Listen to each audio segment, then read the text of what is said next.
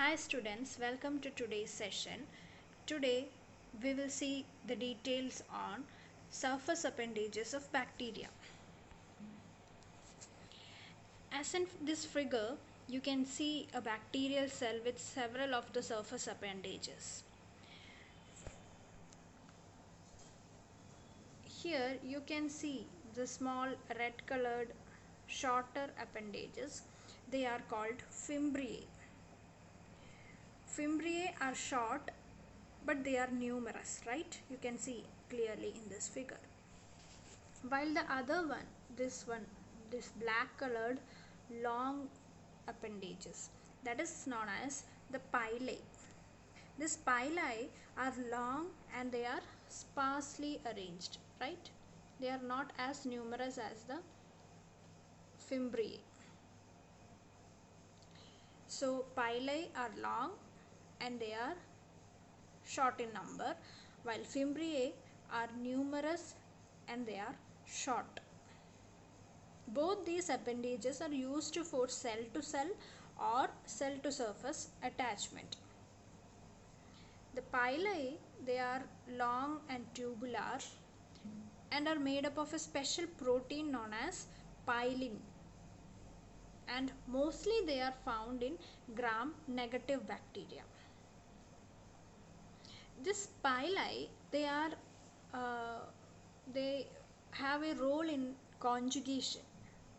They are having a role in conjugation. In that process, the pilae of two bacterial cells, they connect to each other and they allow the passage of DNA from the donor cell to the recipient cell, and hence it is also known as sex pilae. So that is all about fimbriae and pilae. Another appendage found in bacteria are known as spinae. These are rigid and tubular appendages, and unlike the pilae, they are found in gram-positive bacteria. As the name suggests, it is made up of a protein known as spinin. So pilae, these are made up of the protein pilin, and spinae are made up of the protein spinin. Pilae are found in gram-negative bacteria, and the other one, spinae, are found in gram-positive bacteria. And apart from this, the bacterial cell has another major appendage that is meant for locomotion. That is the flagellum. This flagellum is different from the cilia and flagellum of eukaryotic cells because they lack the 9+2 arrangement of microtubules. And this bacterial flagellum is a hollow cylinder and is made up of the protein flagellin. There are different types of we can call the flagellum, or the type of cells we can classify them based on the number and arrangement of flagella. And bacteria are classified into Atricus. We call it Atricus if the bacterial cell is not having a flagella. Okay, if there is no flagellum, then that bacterial cell is called Atricus. And the next one, we call it as Monotrichus if it has a single flagellum at one end. Look at this figure, it is having a single flagellum at only one end. Then it is called Monotrichus. And the second type is Amphitrichus. In Amphitrichus, it is having a flagellum at both the ends. See, it is having a flagellum at both the ends. So that type of cell is called Amphitrichus.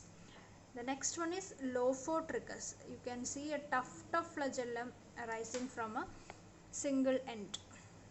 If a tuft of flagellum arises from a single end or at any one end, then that type of cell is called Lophotrichus.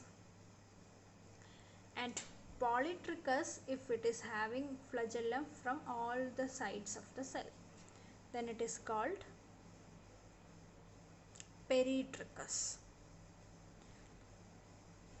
Peritrachus is the one where the flagella arise from all over the sides. So in this way we can classify the cells based on the number arrangement of flagellum.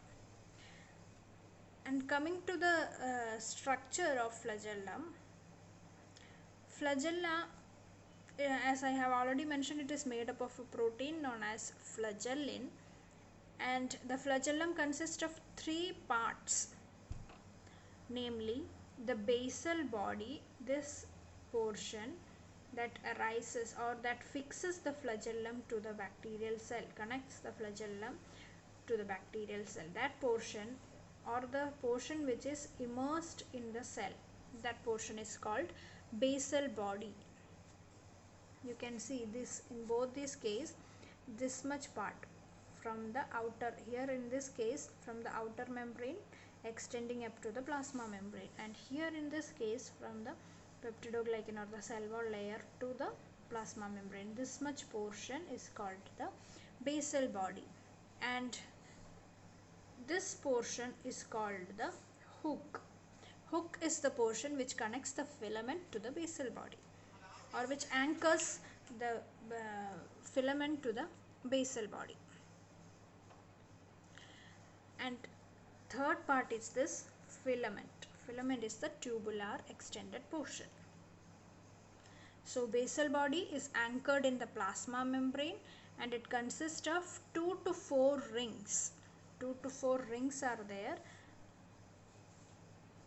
This is another explanation explaining the same part. See here, this much portion is the basal body, and this one which connects the filament to the basal body is known as the hook or the joint.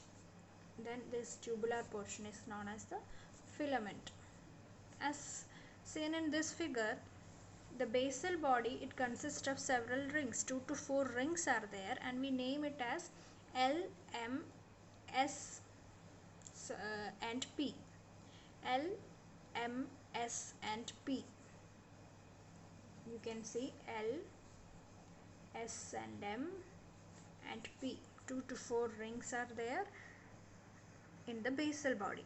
The inner ring is connected to the plasma membrane and the outer ring to the cell wall. Inner ring is connected to the plasma membrane and outer ring to the cell wall. Hook is curved, as it is clear.